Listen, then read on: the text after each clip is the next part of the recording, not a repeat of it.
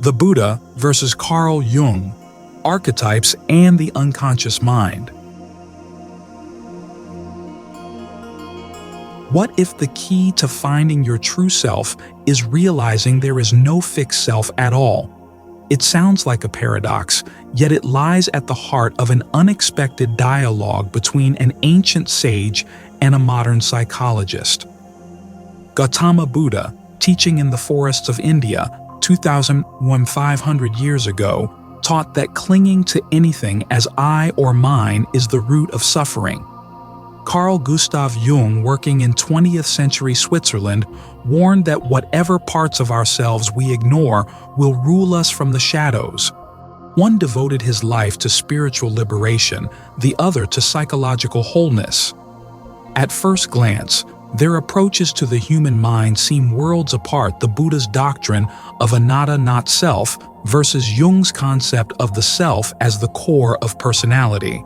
But as we'll explore, these two great explorers of the psyche, separated by millennia and culture, meet on common ground in urging us to turn inward for answers. Let's begin with a story you might find familiar. Imagine a person, perhaps someone like you, who outwardly has it all together.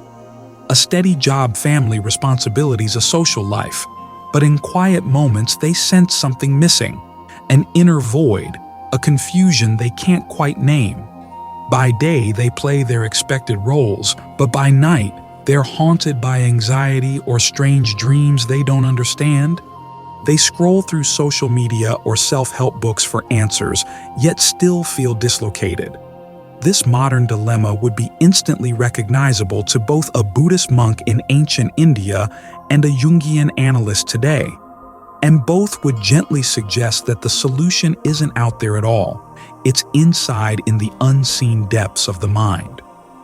In this voice journey, we'll explore the insights of the Buddha and Carl Jung on understanding the mind, the unconscious identity, and transformation.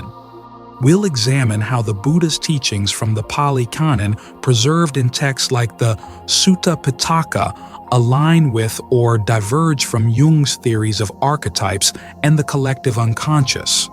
Our goal isn't academic debate, but practical wisdom. By the end of this journey, you'll gain a richer understanding of how these two wisdom traditions can help you navigate your own inner struggles, from anxiety and self-sabotaging habits to the deeper quest for meaning and wholeness. So take a deep breath. Get comfortable. We're about to bridge Eastern spirituality and Western psychology. And we begin where both Buddha and Jung would insist we begin, by understanding the mind itself, not just the surface chatter, but the hidden layers that shape who we are and how we suffer, heal, and grow. Understanding the mind, Buddha's five aggregates versus Jung's conscious and unconscious. To know ourselves, we first need to understand what this self is made of. The Buddha offers a striking analysis. What we call a person is really a collection of changing processes, which he classified into five aggregates: form, feeling, perception, mental formations, and consciousness. There is no core entity behind these components. They are dynamic events arising and passing moment to moment. The Buddha bluntly stated that none of the five aggregates is self, each is impermanent, and whatever is impermanent cannot give lasting satisfaction, therefore it should not be regarded as me or mine. Think of these aggregates as interlocking gears of a machine.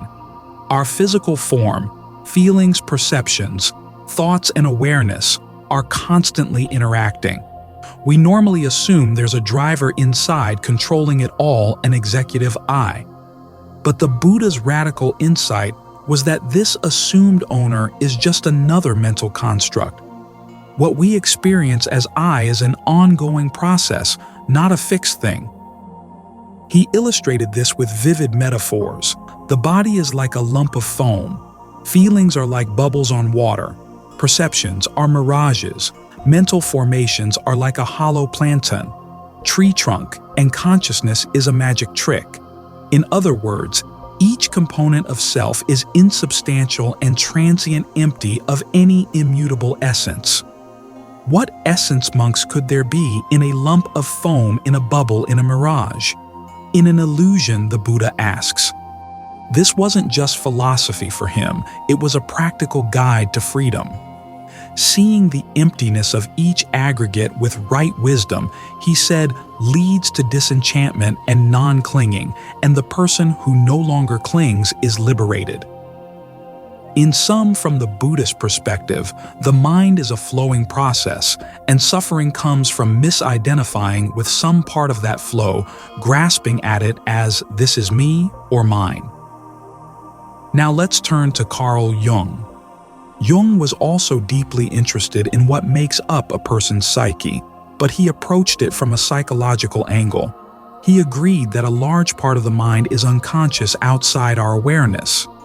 Jung divided the psyche into the conscious mind, which includes our ego, the everyday we identify with, and the unconscious mind, which runs far deeper. Crucially, Jung proposed that there is not only a personal unconscious filled with forgotten or repressed experiences, but also a collective unconscious that we all share. This collective layer contains primordial patterns and symbols called archetypes, innate images that shape human experience across cultures. According to Jung, every mind comes equipped with archetypal templates: the mother, the hero, the wise old man, the shadow, and more that influence our behavior whether we realize it or not. It's as if we each carry an ancient library of storylines, and our personal lives plug into these universal themes. Where the Buddha saw no permanent self, Jung saw the self as a totality encompassing both the conscious and unconscious. But he would quickly add the ego, the part that says, I is just the tip of the iceberg. Beneath it, the unconscious vastly outweighs the conscious mind. Consciousness is a very recent acquisition, frail and easily injured. We think our will is in charge, but often it isn't. How many times have you said, I wouldn't normally do that? I don't know what came over me. From Jung's view, it's not fate or demons, it's your unconscious at work. Inner motives spring from a deep source that is not made by consciousness and is not under its control, Jung wrote. In the mythology of earlier times, these forces were called mana, or spirits, demons, and gods. They are as active today as ever. The one thing we refuse to admit is that we are dependent upon powers that are beyond our control. In simple terms, we are not masters in our own house, and ignoring this truth has consequences. So both the Buddha and Jung ask us to reconsider what the self really is. The Buddha disassembled it into 5 impermanent processes to reveal the illusion of a solid identity. Jung mapped a psyche that is largely unconscious and insisted we recognize the unknown within. Both reduce the centrality of the ego. In Buddhism, the ego has no essence. In Jungian thought, it's just a piece of a far larger whole. In short, you are not who you think you are, you're more and you're less. More because vast inner potential and collective wisdom live within. Less because the fixed story of me and mine is just a house of cards. Consciousness and the unconscious, avijja samsara, and karmic cycles versus Jung's depths of dreams and archetypes. Why do we keep getting stuck in the same emotional ruts or dysfunctional patterns? Both Buddhism and Jungian psychology attribute this to forces outside our conscious awareness, though they describe those forces in different terms. In Buddhist teaching, the core culprit is avijja, a Pali word meaning ignorance or fundamental unknowing. But this isn't ignorance like not knowing math or history. It's a deep misunderstanding of reality itself. Specifically, it's not knowing the 4 noble truths, the truth of suffering, its cause, its cessation, and the path leading to its cessation. Because of this fundamental ignorance, we engage in actions karma that perpetuate suffering and keep us trapped in the cycle of rebirth known as samsara. The Buddha illustrated this process through the teaching of dependent origination, paticca samuppada, often described as a chain, ignorance avijja conditions, mental formations, sankhara, which condition consciousness, which leads to name and form, mind and body, the senses contact feeling, craving clinging, becoming birth, and finally aging death and sorrow. In short, because we don't see clearly, we keep generating mental constructions that spin the wheel of suffering again and again. This teaching can be interpreted literally as rebirth into new lives, or psychologically as the repetitive loops of behavior and emotional distress we enact within a single life. Either way, ignorance is the driver of the unconscious cycle. The Buddha observed that no first point of ignorance is evident, meaning we are all born into a web of conditioning and false assumptions that must be consciously unlearned. Without insight, we remain stuck in patterns, not because we're weak, but because we don't yet see how the mind works. Consider how habits form. Modern neuroscience might say neurons that fire together wire together. The Buddha, 25 centuries ago, put it like this: whatever one frequently thinks and ponders upon, that will become the inclination of the mind. In other words, every time you feed a particular intention or desire, you deepen that groove. If you frequently harbor anger, it becomes easier and easier to get angry. It starts to feel like that's just who you are. These grooves operate mostly on autopilot. By the time you realize you're angry or anxious, you're already halfway through slamming the door or biting your nails. Buddhism frames this in terms of karmic patterns, not as mystical destiny, but as a very practical truth. Our repeated thoughts and actions create our tendencies, our character. And as long as avijja ignorance remains, we don't clearly see this shaping in progress. We may even say, "That's just the way I am," unaware that this way is conditioned and changeable. The Buddha's path of meditation is largely about bringing these unconscious patterns into conscious awareness so they lose their grip on us. Carl Jung also saw that human beings are driven by hidden forces, and he devoted his life to exploring the unconscious mind where those forces live. While Buddhism points to ignorance of specific truths like impermanence, and not self, Jung focused on unconscious images and energies we fail to acknowledge. One of the main ways the unconscious speaks to us, Jung believed, is through dreams. In dreams, the conscious ego lets down its guard and repressed content rises in symbolic form. The general function of dreams is to try to restore our psychological balance, Jung wrote, by producing dream material that reestablishes in a subtle way the total psychic equilibrium.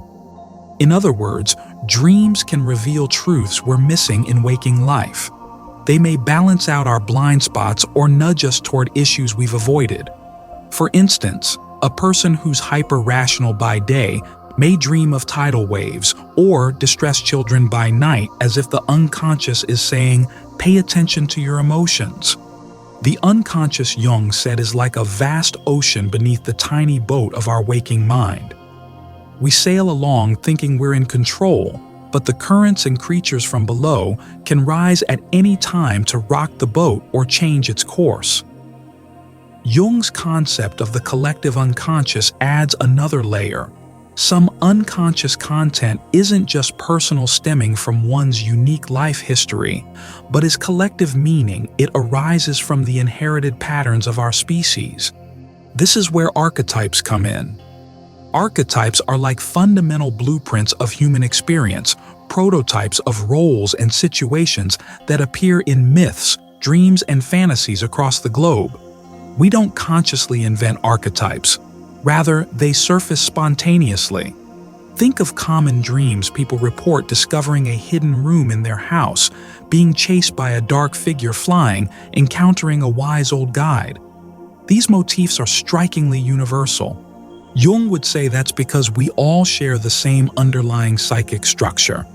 The mother archetype, for instance, might appear in one person's dream as their own mother, in another's as the Virgin Mary, and in another's as an ancient tree offering shelter. Different images, same core pattern of nurturing and creation. The shadow archetype, more on that soon, might show up as a stalker monster or dark twin, symbolizing the feared or rejected parts of ourselves. What matters is that these archetypal forces influence us even when we're unaware of them.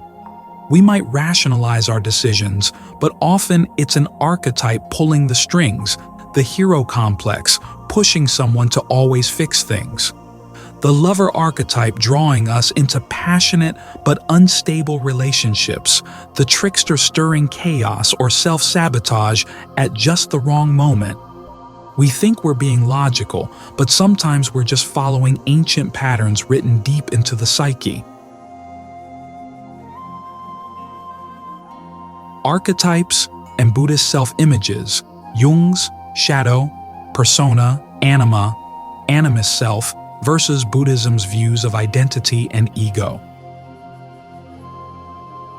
Have you ever acted against your own better nature and later wondered, why did I do that? That wasn't like me. Or have you ever felt like you're wearing a mask in public, playing a role rather than being authentic? Jung would nod knowingly.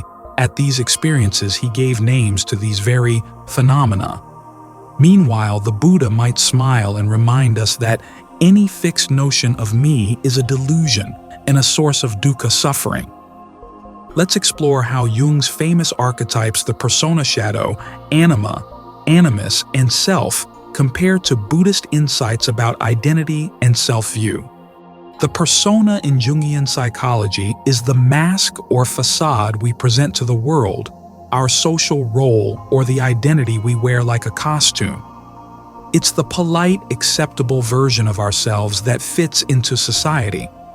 Most of us wear many personas. One might be a no-nonsense manager at work, a gentle parent at home, and a carefree friend on the weekend, each a role played skillfully. The danger comes when we over-identify with the persona, forgetting it's only part of who we are. Jung said the persona is necessary. After all, we can't blurt out every raw feeling, but if we mistake the mask for the whole self, we become alienated from our true emotions. We become the professional, the nurturer, the clown, and then feel hollow when alone. Doesn't this sound familiar to Buddhist teachings on self-image? In the Buddha's view, any label we cling to, I am this kind of person, is a form of Sakkaya Ditthi, a personality view, and it leads to suffering because reality will eventually contradict that label. If I pride myself on being a strong provider, what happens if I lose my job? If I identify as the spiritual one, how do I react when anger or jealousy appears? The Buddha referred to such attachments as anusaya, latent tendencies. Even when denied, they remain beneath the surface. That's why he advised both monks and lay people not to cling to roles or fixed identities. They are impermanent, and they are not truly who we are. In one discourse, the Buddha instructed a practitioner, ever mindful, see the world as void, having removed any view about self, you overcome death. In more modern terms, we might say, your social persona is a performance, not your essence. Use it skillfully when needed, but don't lose yourself in the role. The shadow is perhaps Jung's most well-known archetype, and for good reason, because it represents everything we refuse to acknowledge about ourselves. Everyone carries a shadow, Jung wrote, and the less it is embodied in the individual's conscious life, the blacker and denser it is. If it is repressed and isolated from consciousness, it never gets corrected and is liable to burst forth suddenly in a moment of unawareness. The shadow includes the traits or impulses our ego finds unacceptable: anger, envy, greed, weakness, cowardice, lust, but it can also include positive qualities that were discouraged or shamed. A man taught never to cry may repress his tenderness. A woman taught to stay humble may suppress her ambition. These disowned parts don't vanish. They go underground into the unconscious.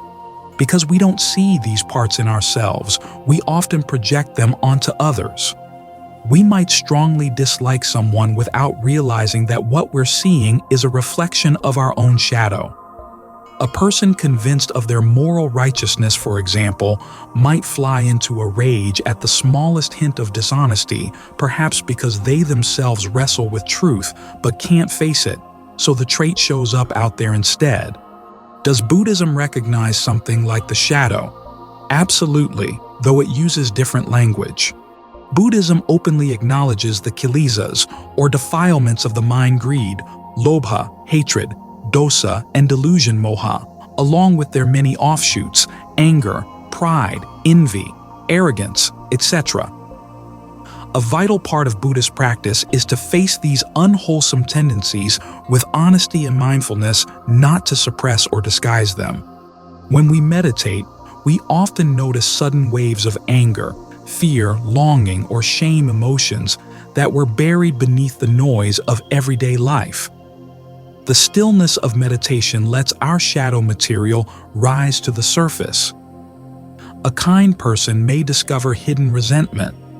A celibate monk might be startled by lustful visions. But the Buddha's instruction is clear: meet it all with equanimity and clarity. See it name, it know that it is not self, not mine, not permanent, and let it go. In this way, the Buddha taught a form of shadow work. You don't conquer your anger by denying it. You understand it. You disarm craving by observing it closely without judgment. These forces stop being monsters in the dark. They become just conditions, temporary and transformable. Notice how this aligns with Jung's insight: if you leave the shadow unconscious, it will ambush you at your weakest moments. But if you make it conscious, one always has a chance to correct it. Both Jung and the Buddha saw clearly true freedom comes not from escaping your darkness, but from turning toward it with wisdom. Now, anima and animus. These archetypes in Jung's system represent the inner gender opposite of an individual. The anima is the feminine soul image in a man, and the animus is the masculine soul image in a woman. Jung observed that men often carry an unconscious feminine aspect, tender, receptive, emotional, which they may project onto women. Likewise, women carry an unconscious masculine aspect, assertive, logical, spiritual, which they may project onto men. Today, with more fluid understandings of gender, we might simply say that every person has a mix of traditionally masculine and feminine psychological traits, and integrating them is part of becoming whole. For example, a man might dream of a mysterious woman who guides or challenges him. That could be his anima speaking, urging him to reconnect with feeling, intuition, or creativity. A woman might have recurring fantasies of a male figure, perhaps a wise professor or a rebellious artist who personifies her animus, encouraging her to assert herself or pursue a calling. The anima-Jew-animus concept doesn't have a direct counterpart in early Buddhist doctrine, since Buddhism doesn't explore gendered psychology in quite the same way. However, in a broader sense, Buddhism does recognize that everyone contains both gentle and fierce qualities, passive and active energies. In Mahayana and Vajrayana traditions, wisdom is often personified as female and compassion, or skillful means as male, and their union symbolizes full enlightenment.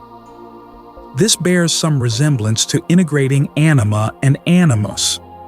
In Theravada Buddhism, especially in the Pali Canon, the emphasis is less on archetypes and more on universal mental factors shared by all human beings. Still, a meaningful parallel can be drawn. Jung's animus work is about breaking free from rigid gender roles, allowing softness in men, strength in women, fluidity in all. The Buddha, too, did not tie spiritual awakening to gender. He acknowledged fully enlightened female arahants and consistently emphasized cultivating all wholesome qualities regardless of gender. For instance, the Buddhist path includes metta-loving kindness, often viewed as a nurturing or feminine quality, and panya, penetrating wisdom seen as masculine, as complementary traits. The ideal is an integrated being, someone who embodies both compassion and wisdom, serenity and vigor, transcending societal definitions of man or woman. In that sense, a Buddhist practitioner working to overcome ego-based identities might, like someone undergoing Jungian individuation, discover a fuller, more liberated version of themselves, one that goes beyond what a man is supposed to be or what a woman is supposed to be. Finally, the self with a capital S in Jung's thought. The self is the archetype of wholeness and the central governing archetype of the psyche, essentially the true totality of who you are, of which the ego is just a fragment. The self can be thought of as the God within the imago Dei, or the organizing principle that seeks to harmonize all aspects of the personality.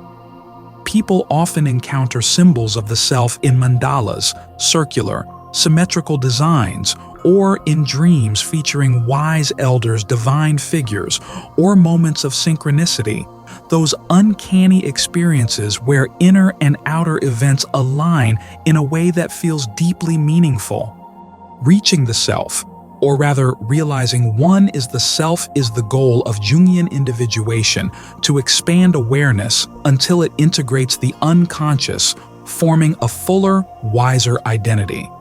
Now, placing this next to Buddhism is tricky because Buddhism is famously a path of no self anatta, which may seem like a direct contradiction. The Buddha warned that any idea of a true self can become just another thing to cling to, another illusion to be seen through on the way to Nibbana. In the Anatta Lakkhana Sutta, the Buddha examined each of the five aggregates: body, feeling, perception, mental formation, and consciousness, asking, is this permanent or impermanent? And if impermanent, is it fit to be regarded as, this is mine, this is myself, this is what I am? Each time the monks replied, no, Lord. Ultimately, the Buddha said that one who sees, this is not mine, not myself, not what I am in all phenomena, becomes dispassionate and realizes liberation. So, the Buddhist path aims not at discovering the true self, but at letting go of all identities, reaching a state of emptiness, empty of ego, empty of self-making. However, this doesn't mean nihilism. Some Buddhist thinkers clarify that anatta does not imply a literal nothingness. It simply means that what we call the self is a stream of conditioned phenomena, and when those are purified, what remains is unconditioned beyond words. Some call this the unconditioned, or nibbana. It might not be self in the personal sense, but it is a state of wholeness utterly beyond fragmentation or ego. There is an intriguing parallel here. Jung's self is a deep, unified reality of the person beyond the ego. Buddhism's nibbana is a state beyond all conditioned elements. The difference is, Jung's self is still oneself, though far greater than the ego, while nibbana is the cessation of all I-making. Even the image of wholeness in Buddhist thought is still part of the conditioned world, and true freedom is found in letting go even of that. Yet despite this philosophical divergence in lived experience, the two paths converge more than they diverge. Both Jung and the Buddha describe a state in which one is no longer divided within. The Buddha says the arahant has no more conceit I am and lives inwardly at peace. Jung says the individuated person has integrated all parts of themselves, symbolized by a mandala or a divine child. In both cases, the result is inner unity, depth, and clarity. Such a person, whether enlightened or individuated, would radiate compassion, authenticity, and equanimity. They would not be ruled by confusion or inner conflict. Perhaps we could say the Buddha's no-self and Jung's self both point to transcending the narrow ego and opening to a greater reality, whether that reality is seen as emptiness or as a totality of being. For us as seekers, we don't need to resolve the metaphysical question. What matters is loosening the grip of our limited false identities, the masks, the pride, the fear, and allowing a fuller experience of life to emerge. Paths to transformation, vipassana and enlightenment, versus individuation, active imagination and integration. Knowing about the mind is one thing, transforming it is another. So how do the Buddha and Jung each say we can heal and grow? Here, we compare two journeys of inner transformation, the Buddhist path to Nibbana liberation and Jung's process of individuation, full psychological integration. Though their methods and ultimate aims differ, notice how both require courage, patience, and an honest confrontation with one's own mind. Buddha's path, vipassana, meditation and insight. The Buddha often compared his teaching to a path or a road. In fact, the culmination of the Four Noble Truths is the Eightfold Path, a practical roadmap of practices that lead to the end of suffering. At the heart of this path is meditation, which comes in two primary forms: samatha calming meditation, which steadies and focuses the mind, and vipassana insight meditation, which allows one to see reality clearly. In the Pali Canon, the Buddha taught mindfulness of breathing body feelings, mind and mental objects known as the four foundations of mindfulness, satipatthana, as a method for observing experience arising and passing. Through sustained mindfulness, a meditator begins to discern the three marks of existence in each moment: impermanence, unsatisfactoriness, and not self. This is not just a philosophy, it is a direct seeing. This itch in my nose arises, feels unpleasant, and disappears. This sorrow in my heart too arises and passes. Even the consciousness that knows these things flickers in and out. Over time, this observation deepens into yathabhuta, jnanadasana, the knowledge and vision of things as they really are. When insight reaches maturity, it triggers a profound transformation known as stream entry, the first stage of enlightenment, and ultimately the realization of Nibbana, the extinguishing of the fires of greed, hatred, and delusion. Nibbana is described as the highest peace, the unborn, the unconditioned, beyond the cycle of conditioned phenomena. The one who realizes it is no longer bound by compulsive reactivity or the cycle of rebirth. They are inwardly free. In practice, what does this path feel like? Let's say you take up mindfulness meditation for 20 minutes each morning.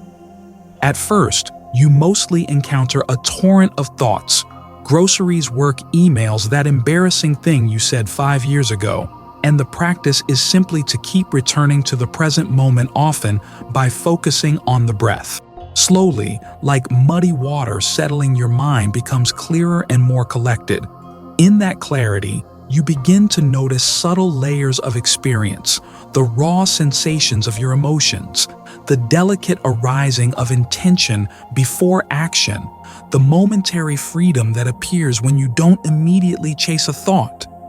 You also inevitably face your mental pains, boredom, restlessness, self-judgment, memories you'd rather avoid. This is the Buddha's version of facing the shadow instead of running. You sit and watch with compassion. Some days, you might weep on the cushion as old grief surfaces. Other days, you might feel calm and blissful. Through it all, you cultivate equanimity, a balanced mind that can hold whatever arises without being swept away. This gradual training of the mind is often 2 steps forward, 1 step back, but many practitioners report significant shifts. They become less reactive, more aware of their triggers, and more in tune with their genuine feelings. Sometimes insight vipassana flashes unexpectedly while showering or stuck in traffic, and suddenly you see the futility of a long-held grudge, or you viscerally realize that the anxious voice in your head isn't you, but a conditioned echo. These moments of clarity are like little awakenings that inspire continued practice. Buddhist teachings provide encouragement. Every human mind holds the potential for enlightenment. No matter how tangled your life seems, the path of ethical living, meditation, and wisdom can gradually untie the knot. The Buddha famously said, "You yourselves must strive." The Buddhas only point the way. The responsibility lies with each of us to do the inner work, but the promise is that the work leads to freedom. A meditator nearing the culmination might experience nibbida, a deep disenchantment with worldly craving, followed by profound release.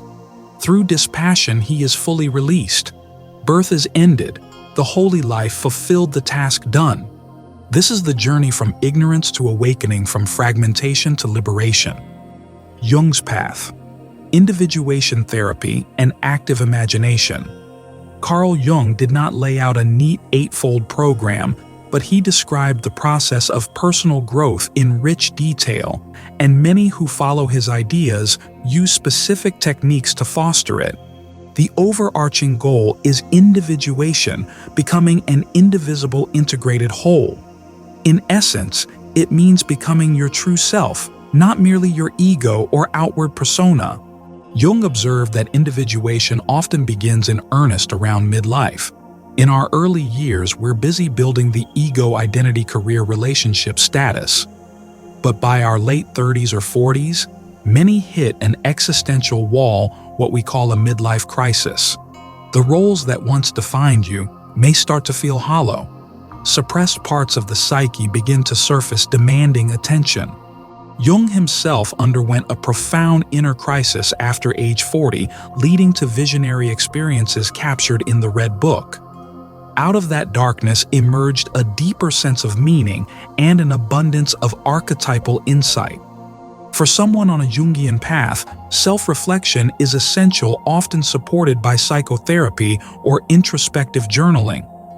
One of Jung's central techniques is active imagination, where you consciously engage with inner imagery. For example, if you had a disturbing dream of a black wolf, you might in a meditative state re-enter the dream and ask the figure, "Who are you? What do you want to show me?" You let the image respond, like co-authoring a myth with your own psyche. This isn't indulgence in fantasy. It's an attempt to integrate the unconscious by giving it voice rather than leaving it to erupt through anxiety, depression, or other symptoms. Another cornerstone is dream analysis. In Jungian therapy, dreams are explored symbolically. If a woman dreams of a wise old man handing her a key, the therapist might ask, "What does a key mean to you? Where do you feel locked out? Could this figure be an inner guide?" These questions aren't about decoding, they're part of a dialogue that helps the dreamer uncover personal meaning.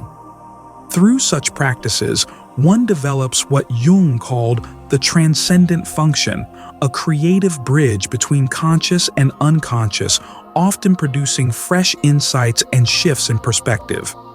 It's as if each night's dreams are private therapy sessions from your deeper self, and when you truly listen, you begin to change. An important aspect of Jungian work is confronting the shadow, as discussed earlier. In practical terms, Jungians might encourage consciously exploring one's dark side. This could mean writing down your resentments and owning them rather than rationalizing them away, or noticing a pattern of projection. I always accuse others of being lazy, but maybe I haven't accepted my own need for rest, and therefore hate seeing it in others. In therapy, the role of the analyst is often to hold up the mirror gently so you can begin to see what's been hidden. This takes humility to accept that you're not only the kind, smart, polite person you prefer to believe you are, but also sometimes petty, afraid, or angry. Jung said that integrating the shadow gives a person substance and vitality. What was once repressed becomes fuel for life once acknowledged and channeled. A man who embraces his sensitivity might discover a new emotional depth in his relationships. A woman who integrates her suppressed assertiveness might finally pursue her creative ambitions with clarity and power. Another key area of individuation is engaging with one's inner opposite, the anima or animus. This often shows up as a new openness to neglected qualities like creativity, emotional depth, or spiritual seeking. Jung observed that many men in midlife feel an unexpected interest in poetry, music, or caregiving, signs of the anima awakening. Similarly, women might feel a pull toward intellectual, professional, or solitary pursuits, the animus becoming active. Individuation asks us to grow beyond our habitual identity. The shy person finds boldness. The hyperlogical person reconnects with awe. The nurturer learns to receive. The stoic learns to grieve. Each step toward integration brings new dimensions of wholeness. Throughout this process, many people begin to sense a kind of guidance. Some experience an inner voice of clarity or dream of symbols like a mandala or divine child, signs Jung believed of connection to the self archetype. Importantly, Jung cautioned that the self isn't achieved through willpower. It's not about conquering the psyche, but aligning with it. The ego doesn't create the self, it begins to orbit the self like a planet settling into harmony around a central sun. Through this realignment, many people rediscover a sense of meaning. Jung believed that modern people suffer not just from anxiety or neurosis, but from a loss of meaning, a soul sickness. The unconscious, through symbols and archetypes, offers to reconnect us with something beyond our narrow ego concerns, with the mythic stories of humanity, with the mystery of existence, and with the sacred, however we understand it. If we imagine an ordinary individual undergoing individuation, say a 45-year-old woman who has raised children and been a supportive wife, always putting others first. As her children leave home, she falls into a quiet depression and doesn't understand why, after all, her life looks good from the outside. In therapy, she begins to explore a recurring dream of a caged bird. Through active imagination, she envisions opening the cage and the bird flies out and transforms into a radiant goddess figure. She realizes with a jolt that she has kept her own talents and longings locked away out of fear, out of duty. Encouraged by this inner vision, she begins to paint again, something she loved in her youth but gave up. She also joins a meditation group, listening to that intuitive pull she once ignored. Over time, she blossoms. She still loves her family, but now she feels more alive, or perhaps, for the first time, truly herself. She has faced her loneliness, shadow reclaimed her creativity, anima and opened to spirit the self. Her outer life shifts as well. Maybe she starts a small art business, or perhaps her relationships deepen because she's more real, more honest, less resentful. This is individuation in action, a move toward wholeness rooted not in rebellion, but in integration and authenticity. Comparing the two paths, Buddhist practice tends to emphasize disciplined techniques, meditation, ethical precepts, sometimes monastic renunciation, with a clear goal: nirvana, the end of suffering through the extinction of craving and illusion. Jungian individuation is more open-ended. It unfolds according to the soul's needs, often through therapy, journaling, symbolic work, and intuitive development, not through a fixed doctrine, but through inner listening. One could say, Buddhism seeks to extinguish the causes of suffering and arrive at peace beyond the world, while Jung seeks to illuminate and integrate the self and arrive at psychological wholeness within the world. And yet both paths often produce human beings who are compassionate, less materialistic, and deeply centered. The Buddhist arahant and the individuated person may both radiate a quiet clarity, a freedom from inner compulsion, and a light that others can feel. Liberation versus wholeness, nirvana and no self versus psychological integration and the self. At last we arrive at the crux. What is the end game of these two approaches? What does it look like to be done in Buddhist terms versus Jungian terms? And what might each say about the other's end goal? For the Buddha, the pinnacle is nirvana nibbana, in Pali, the complete liberation from the cycle of suffering and rebirth. It is described in the canon with a sense of paradox because it is unlike any conditioned experience. As one text puts it, there is monks, an unborn, unbecome, unmade, unfabricated. If there were not, no escape would be discerned from what is born, become made, and fabricated. Nirvana is that escape, the deathless element where the fires of greed, hatred, and delusion have been extinguished. It's called the island, the shelter, the other shore, or simply the beyond. What does that mean for a living person who attains it? The Buddha's enlightened disciples described a happiness not dependent on anything external or sensory. Imagine a mind that never again clings or pushes anything away. A mind completely fearless, silent, and overflowing with compassion for all beings. A mind that sees the rise and fall of all things with zero distortion, crystal clear. That is the mind of an arahant, a fully awakened being. One senior monk, upon realizing Nibbana, declared simply, "Analayo." At last, I am without anxiety. The enlightened nun Mahapajapati described it as a bliss so serene that nothing higher can be attained. The Buddha likened it to a cool cave after wandering in the scorching desert sun, or a flame still and unmoving in a windless place. When alive, an arahant still walks, talks, eats, and teaches, but inwardly they are unbound. At physical death, Buddhists believe the arahant's mind is not reborn. It plunges into nirvana entirely, like a flame going out, or, as some say, like a raindrop merging with the ocean. Though even that metaphor falls short, for nirvana is not a place, not even a state in the usual sense. It is the beyond. Now, Carl Jung's summit is not a metaphysical beyond, but the realization of the self in the individual, a state of integration and completeness in this life. A person who has fully individuated embraces all aspects of their being, conscious and unconscious, light and shadow, masculine and feminine, personal and collective, woven into a cohesive whole. Jung sometimes called this self-realization not in the Hindu sense of Atman, but in the psychological sense of fulfilling the total potential of one's personality.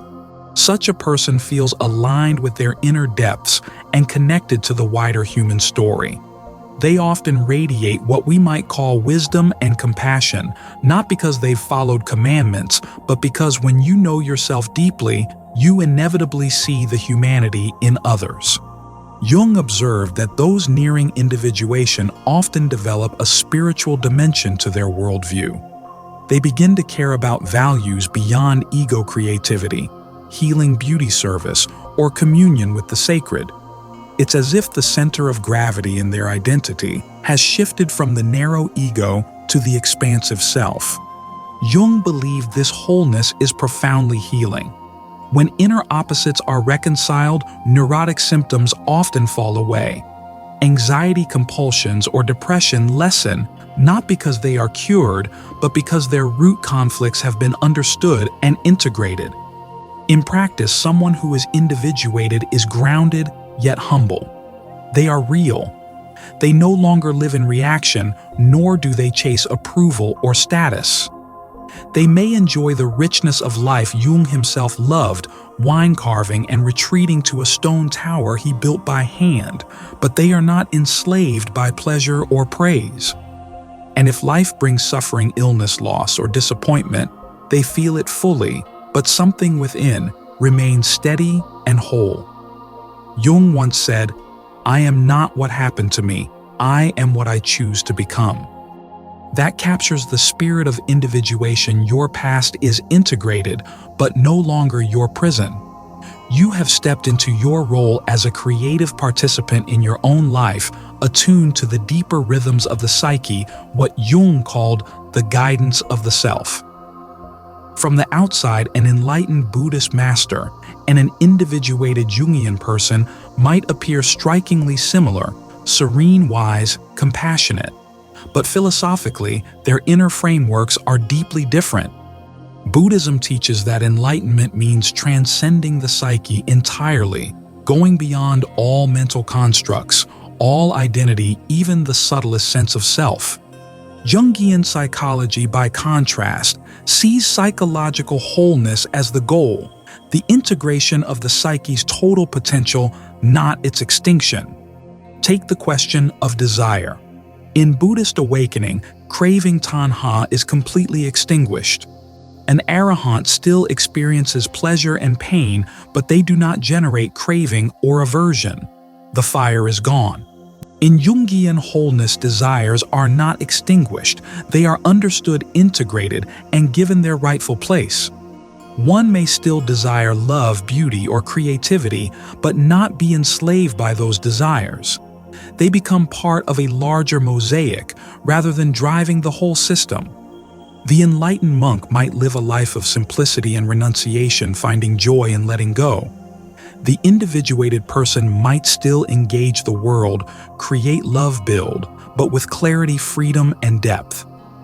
They act not out of neurosis or compulsion, but from authenticity. One of the clearest contrasts is the role of the ego.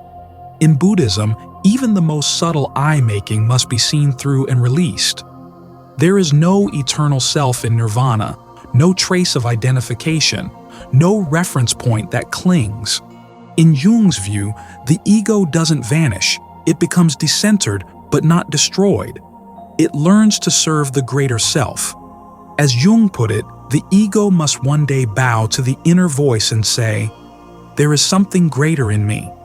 Jung emphasized ego strength. The ego must be strong enough to confront the unconscious without collapsing. But the highest maturity is not ego inflation. It is ego surrender, a reverent realignment with the archetypal self. When asked if he believed in God, Jung once said, "I don't believe I know." He spoke from a direct inner conviction, not of a dogmatic deity, but of a living presence that guided him from within. A Buddhist might say, Jung touched Buddha nature, the Dharmakaya, but without the map to fully release into it. He still held it as an inner archetype rather than letting go into its formless essence. Yet perhaps both paths meet in silence, where self and not self dissolve, and what remains is clarity, presence, and deep care for all life. Another lens, wholeness versus emptiness. Jung's path is often described as the journey toward wholeness, where every part of you has its place in the psychic orchestra, creating a beautiful inner harmony. The Buddha's path is often described as the realization of emptiness, seeing that no part is fixed or inherently real, which paradoxically brings fullness of peace. Yet in practice, the distinction begins to blur. Advanced meditators often report a deepening sense of wholeness as they progress. They feel undivided, at one with the universe, intimate with all things. Likewise, those who walk the path of individuation often describe a surprising discovery of spiritual emptiness, not nihilism, but the sense that the separate self they believed in is actually part of a vast, open, interconnected field. The universe reveals itself as an ungraspable mystery, a groundless ground that is somehow deeply trustworthy. So perhaps both roads, when walked sincerely and deeply, converge in mystery. Both yield individuals marked by wisdom, compassion, and inner freedom. One might playfully imagine if the Buddha and Jung could sit down for tea, they would smile and find much to agree on about the inner path. The necessity of self-knowledge, the illusions of ego, the tricks of the mind, the wounds we carry, and the potential for transformation. Perhaps the Buddha would gently say, "Wholeness is beautiful, but let even that go." There is a greater freedom in letting go of all attachments. And perhaps Jung would respectfully respond, "Many Westerners must first become whole, must stitch their fragmented souls, and from there they may glimpse the freedom you speak of." In the end, as seekers, we don't need to choose either or. We may walk with both Buddhist meditation, offering direct experience of emptiness and impermanence, and Jungian reflection, offering symbolic depth and language for the soul's unfolding. Together they guide us toward the same light by different doorways.